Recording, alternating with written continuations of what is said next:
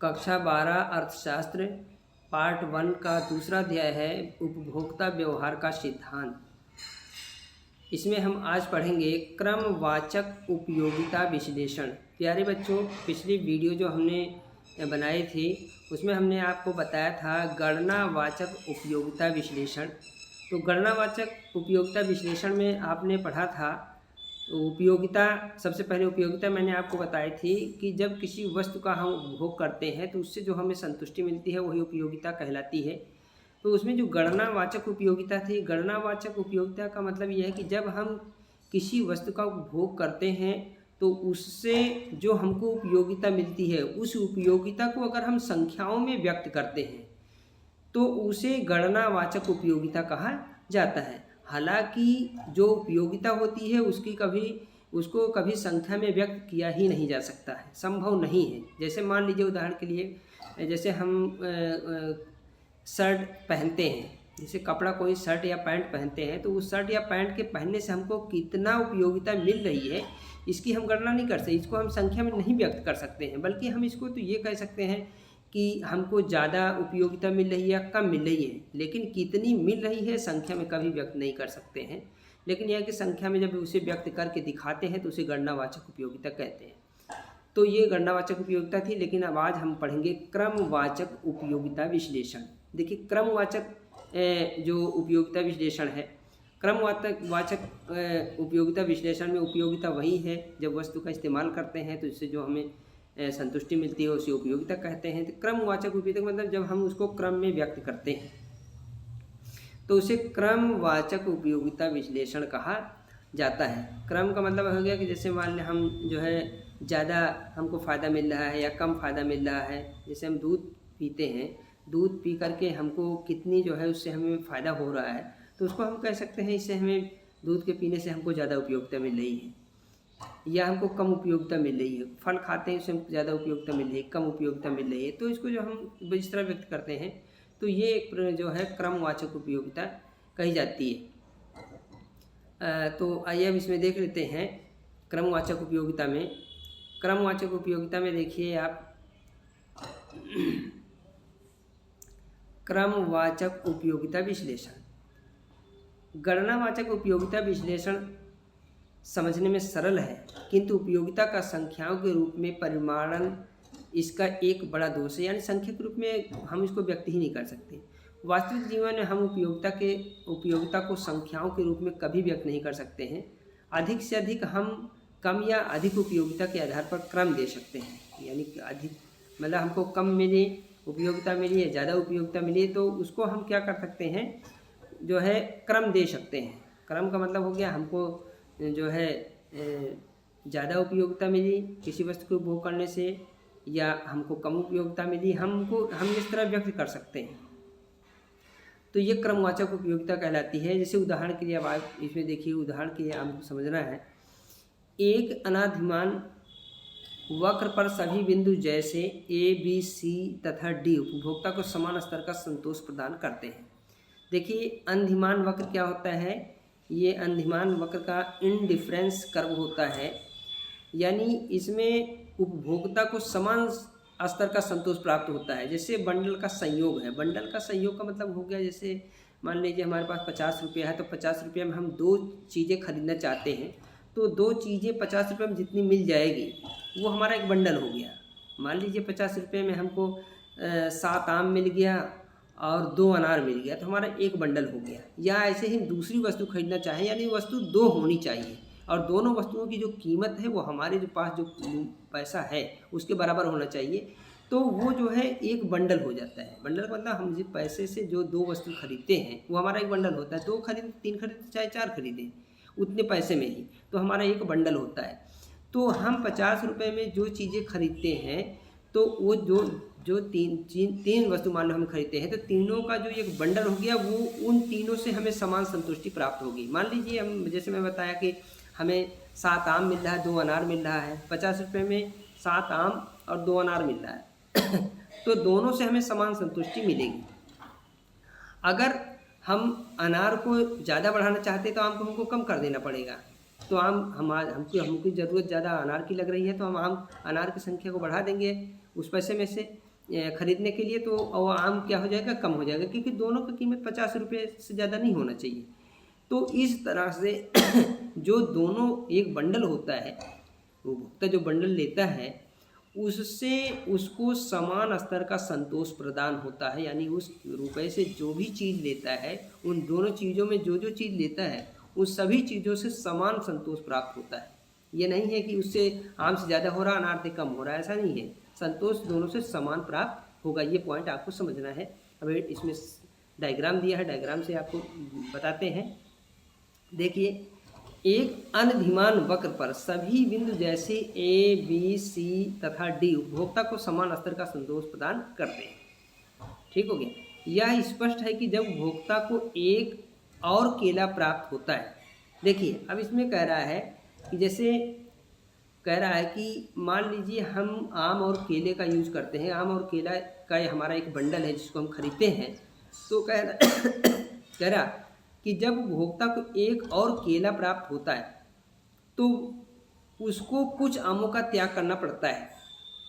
यानी आम केला, मान ली 50 रुपये में आदमी आम केला खरीद रहा, आम और केला खरीद रहा है, लेकिन ये कह रहा है कि अगर वो केले की संख्या बढ़ाना चाहता है तो उसे आम की संख्या क्या हो जाएगी, कम हो जाएगी, क्योंकि उतने ही मूल्य, जितना मूल्य जितने उसकी कीमत है उतना ही हमारे पास पैसा है। तो उस पैसे से अगर केला बढ़ाना चाहेंगे तो आम तो ऑटोमेटिक कम हो जाएगा, ताकि उसकी जो उपयोगिता का स्तर वही रहे। ठीक हो, और वह उसी अनधिमान वक्र पर रहे।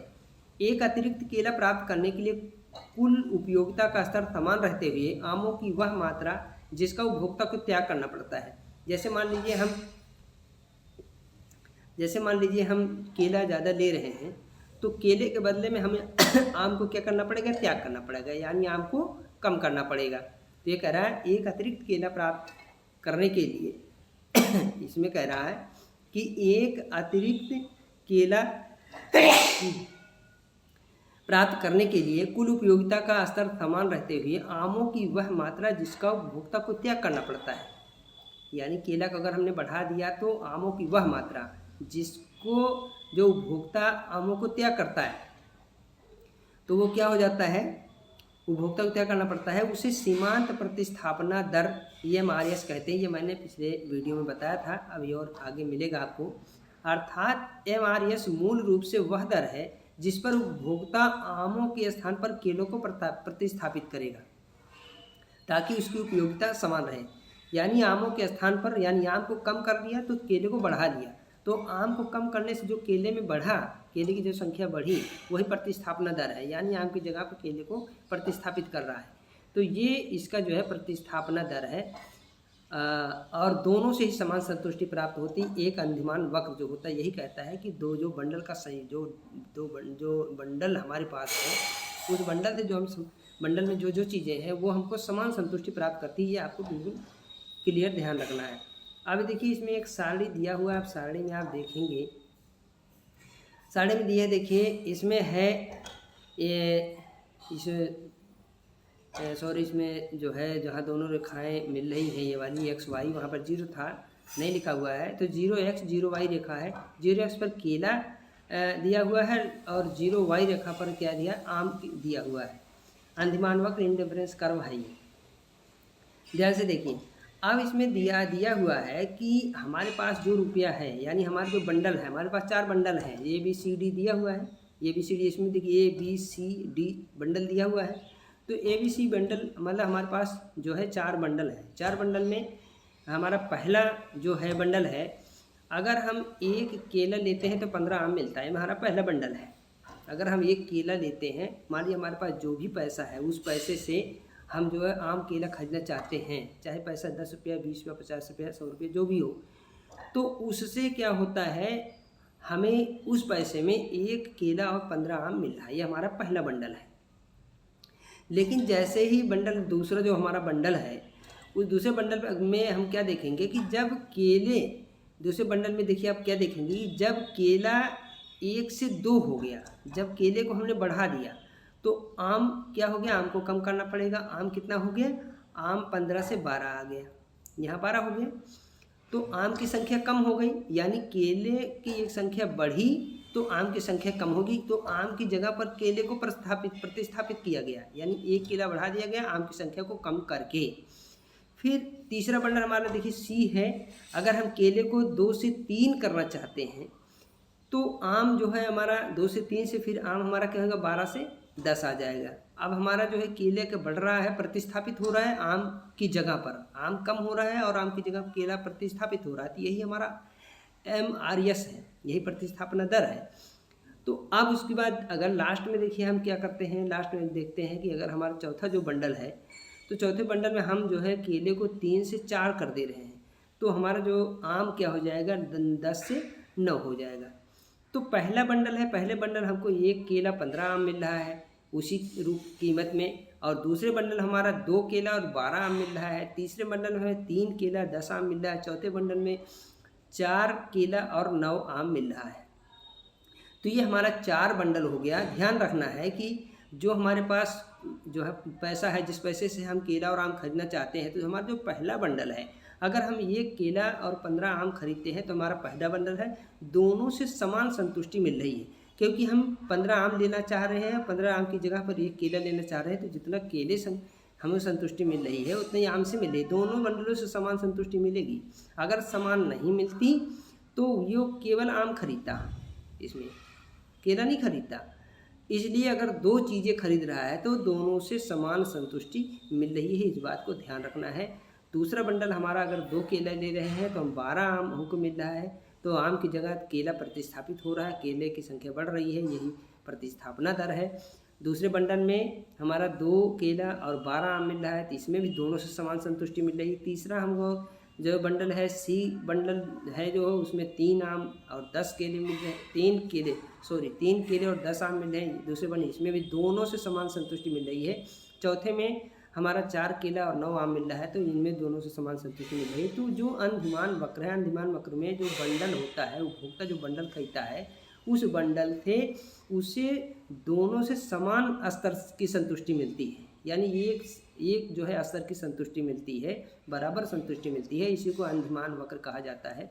तो इस जो डायग्राम दिया हुआ है, इस डायग्राम को आप जो है अपने 1-2 बार बना के भी देखिए, और वीडियो को कई बार इसको देखिए, सुनिए, समझिए। जो इसमें दिया हुआ है, इसका जो थ्योरी दी है, इस थ्योरी को पढ़िए। तो एक बार अगर ये क्लियर हो गया तो हमेशा के लिए आपको ये समझ में आ जाएगा। ऐसे ही सवाल जो है, जो महत्वपूर्ण सवाल प्रश्न उसमें पेपर में पूछे जाते हैं, एग्ज़ाम पूछे जाते हैं, तो एक पॉइंट को अगर इस तरह भली भांति लेकर आप चलेंगे और खुद प्रैक्टिस करेंगे 1-2 बार उसको बनाने का, समझने का, तो ये जो है मैं समझता हूँ कि ऐसा कोई वो नहीं है जिससे आपको समझ में न आए। और इसको आप अपनी कॉपी में भी नोट कर लीजिए, ताकि ये जो है एक नोट भी बनकर तैयार होता रहे। तो ये था क्रमवाचक उपयोगिता विश्लेषण। तो नेक्स्ट वीडियो में इसके आगे का जो सवाल है वो आपको बताया जाएगा। और आज का जो कार्य है यहीं पर समाप्त होता है। Thank you.